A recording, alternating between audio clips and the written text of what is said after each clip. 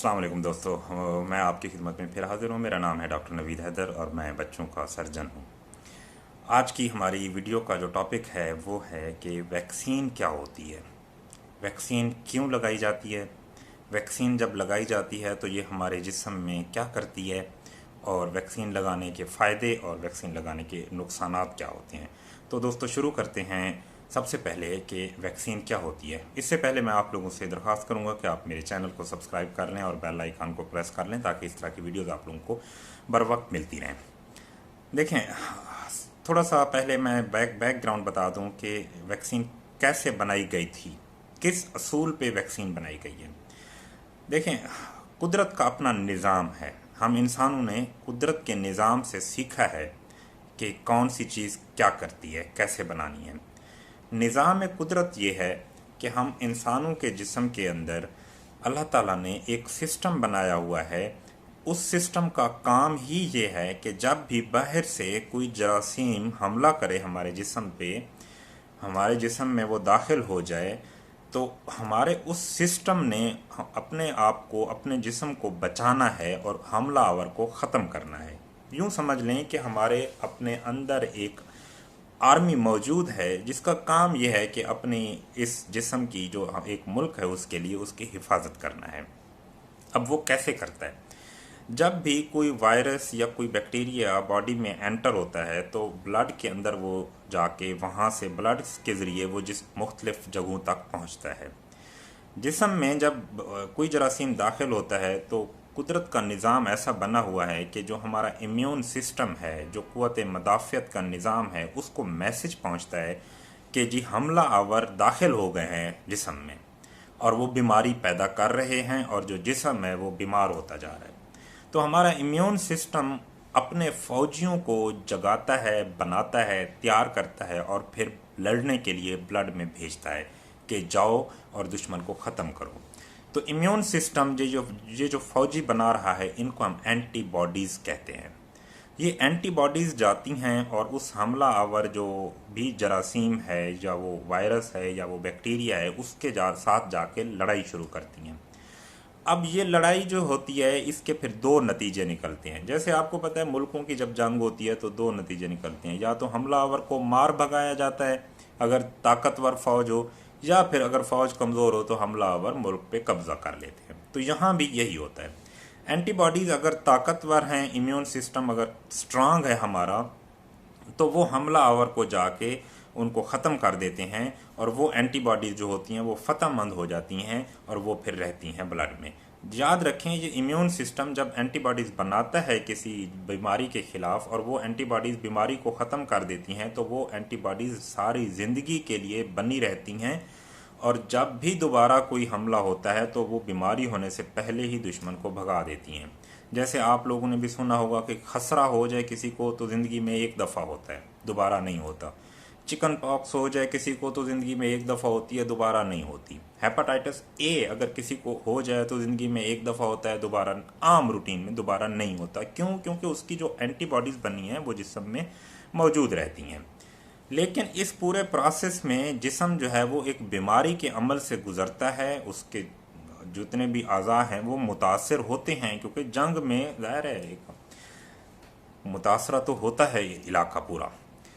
ये तो हो गई एक सिचुएशन कि हमारा इम्यून सिस्टम स्ट्रांग है। दूसरी सिचुएशन ये भी हो सकती है कि इम्यून सिस्टम वीक हो, जिस्म में ऑलरेडी कोई और बीमारियां चल रही हों, जिस्म के और कोई मसाइल हों, उसका फिर नुकसान क्या होता है कि जो एंटीबॉडीज़ बनती हैं वो इतनी कमज़ोर या थोड़ी होती हैं, वो हमलावर को ख़त्म नहीं कर सकती, जिसकी वजह से हमलावर खुल्लम खुल्ला फिर बॉडी के अंदर जो बीमारी पैदा करता है और जिस्म उससे फिर निकलने की कोशिश करता है। फिर उसके साथ हेल्प बायोटिक्स या एंटीवायरल या जो भी ट्रीटमेंट होती है वो दी जाती है कि ताकि इससे जान छुड़ाई जा सके। उसके फिर नतायज जो हैं वो आगे बाद में या बंदा ठीक हो जाता है या फिर चल पड़ता है।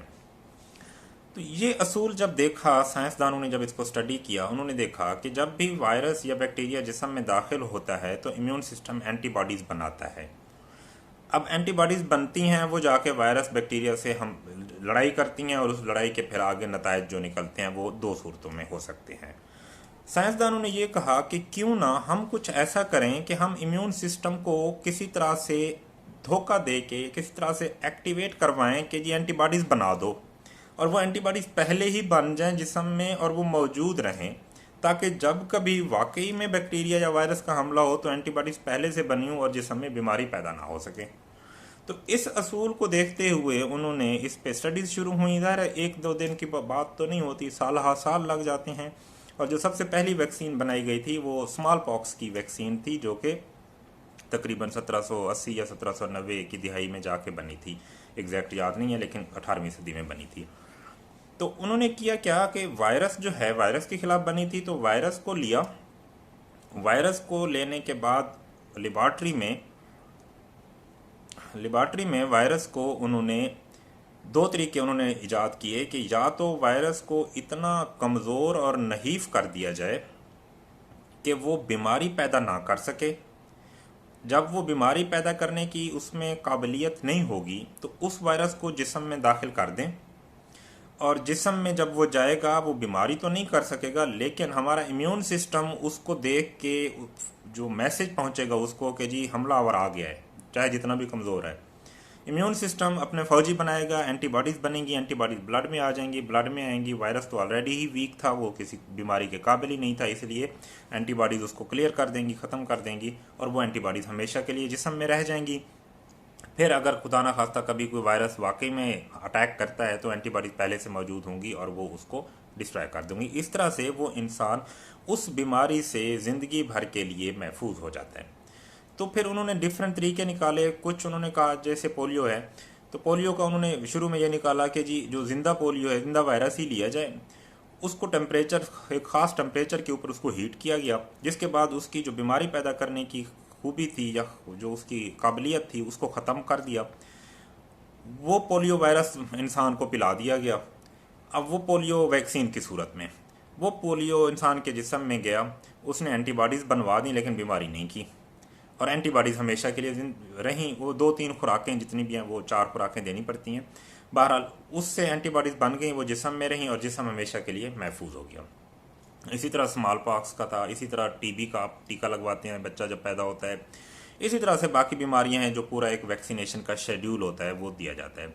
तो वैक्सीन एक्चुअली वायरस या बैक्टीरिया ही होता है, लेकिन उसको लेबॉर्ट्री में ट्रीट करके उसकी जो बीमारी पैदा करने की काबिलियत होती है उसको ख़त्म कर दिया जाता है, और उसको ख़त्म करने के बाद फिर उसको इंजेक्शन या ड्रॉप्स की सूरत में वैक्सीन के तौर पे इस्तेमाल किया जाता है। बाज़ दफ़ा पूरा वायरस होता है जो कि ज़िंदा होता है लेकिन इनएक्टिव होता है। बाज़ दफ़ा वायरस पूरा नहीं होता, उसका कुछ टुकड़ा लिया जाता है, उसकी एक प्रोटीन ली जाती है जो कि इंसान को दी जाती है। तो वैक्सीन का बेसिक कंसेप्ट ये होता है, और वैक्सीन का फ़ायदा ये होता है कि एक दफ़ा वैक्सीन लग जाए, उसकी जितनी भी डोजेज़ होती हैं वो जब पूरी लग जाती हैं तो इंसान उस बीमारी से ज़िंदगी भर के लिए महफूज हो जाता है। अब वैक्सीन का नुकसान क्या है? देखें, वैसे तो सेफ़ होती हैं सारी वैक्सीन, कोई नुकसान नहीं होता, लेकिन वो वैक्सीन्स जो ज़िंदा होती हैं, जैसे वायरस और बैक्टीरिया मैंने आपको बताया, जैसे पोलियो है ये ज़िंदा है, या जैसे बाकी कुछ वैक्सीन होती हैं ज़िंदा हैं लेकिन कमज़ोर हैं, इंसानी जिस्म में बीमारी पैदा नहीं कर सकती। लेकिन अगर किसी वजह से इंसान का क़ुव्वत मुदाफ़त का निज़ाम बहुत ज़्यादा उसको हमने दबाया हुआ है, सप्रेस किया हुआ है, और वो होता है आमतौर पे दवाइयों से, कि किसी को कोई बीमारी है, किसी ने कोई ट्रांसप्लांट करवाया हुआ है आर्गन अपना, उसके बाद उनके क़ुव्वत मुदाफ़त के निज़ाम को सप्रेस किया जाता है दवाइयाँ दे के। तो अगर वो इस तरह की दवाइयाँ ले रहा है कि उसका क़ुव्वत मुदाफ़त का निज़ाम बिल्कुल ख़त्म हुआ है, दबाया हुआ है हमने, उसको अगर ये ज़िंदा वैक्सीन लगाएंगे, चाहे ये बैक्टीरिया जितना भी इनएक्टिव है या वायरस जितना भी नीम मुर्दा हालत में है, जब ऐसे जिस्म में वो दाखिल होता है जिसका मुदाफ़त का निज़ाम ही आपने बंद किया हुआ है, तो उस जिस्म में वो बीमारी कर सकता है। मिसाल के तौर पे अगर पोलियो का आप दे रहे हैं, ड्रॉप्स पिला रहे हैं किसी एड्स के पेशेंट को, एड्स में भी क़ुव्वत मुदाफ़त का निज़ाम ख़त्म होता है, तो जब एड्स के पेशेंट को पोलियो के कतरे पिलाएंगे तो उसमें पोलियो होने का चांस मौजूद है।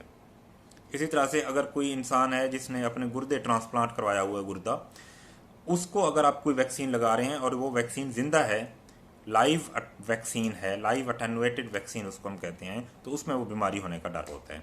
तो ये सिर्फ एक ख़ास कंडीशन है जिसमें वैक्सीन्स का नुकसान होता है, अदरवाइज़ वैक्सीन्स सेफ़ होती हैं। वैक्सीन में कोई ऐसी चीज़ शामिल नहीं होती कि कोई किसी को खुदा न खास्ता बच्चे ना हों या कोई इस तरह के इश्यूज़ हों जिस तरह के हमारे मुआशरे में باتیں پھیلائی جاتی ہیں. ویکسینز پوری دنیا میں استعمال ہوتی ہیں. صرف جو آبادی کی فکر ہے وہ ہم مسلمانوں کو ہے، باقی کسی کو نہیں ہے، اور مسلمانوں کا ہی ملک بھرے ہوئے ہیں آبادی سے. خیر یہ میرا ٹاپک نہیں ہے. کہنے کا مطلب یہ ہے کہ ویکسینز سیف ہیں. ویکسینز ہمارے جسم کو بیماریوں سے بچاتی ہیں، اور ویکسین خاص طور پہ بچوں میں جتنے بھی ویکسینز ہیں کورس پورے کرنے چاہیے، ان کا فائدہ ہوتا ہے. اور جو نئی بیماریاں آ رہی ہیں جیسے آج کل کرونا وائرس ہے، اس کے اوپر بھی کام ہو رہا ہے، تو دعا کریں کہ اس کی بھی ویکسین آ جائے تاکہ اس مرض سے بھی جان چھڑائی جا سکے. آپ لوگوں کو اگر ویڈیو پسند آئی ہے تو میری ریکویسٹ ہے کہ لائک کریں، کامنٹ کریں. آپ کا کوئی سوال ہے تو وہ کامنٹ میں پوچھ سکتے ہیں، اور میرے چینل کو سبسکرائب کریں. Thank you very much. اللہ حافظ.